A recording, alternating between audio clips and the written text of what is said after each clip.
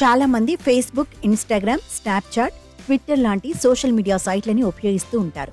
నిరంతరం వీటిల్లోనే గడుపుతూ మునిగి తేలుతూ ఉంటారు.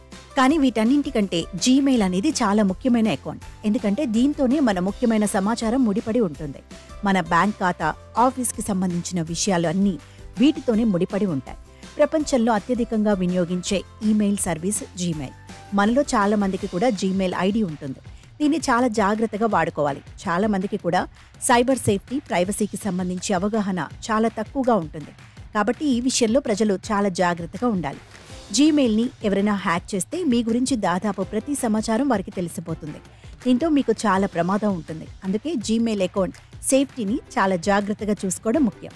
ముందు ముఖ్యంగా మీ మెయిల్ అకౌంట్ను మరెవరైనా ఉపయోగిస్తున్నారో లేదో తప్పక తెలుసుకోవాలి. అయితే గూగుల్ తన వినియోగదారులకు అలాంటి సదుపాయాన్ని కల్పిస్తుంది. ఈ సదుపాయం ద్వారా మీ జీమెయిల్ని ఎవరైనా ఉపయోగిస్తున్నారా లేదా అనేది తెలుసుకోవచ్చు. దీంతో మీ జీమెయిల్ అకౌంట్ని సేఫ్గా ఉంచుకోవచ్చు.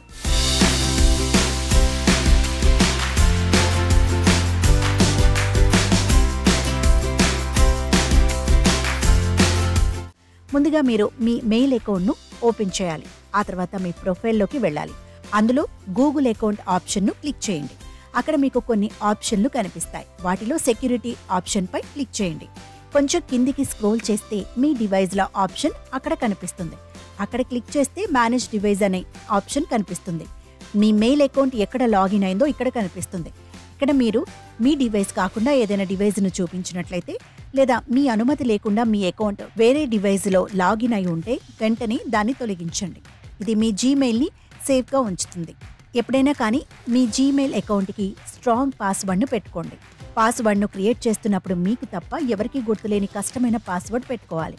పాస్వర్డ్లో చిన్న అక్షరాలతో పాటు పెద్ద అక్షరాలను, సంఖ్యలు, చిహ్నాలు వంటివి ఖచ్చితంగా పెట్టుకోవాలి. దీంతో మీ అకౌంట్ పాస్వర్డ్ను హ్యాకర్లు బ్రేక్ చేయడం కష్టమవుతుంది.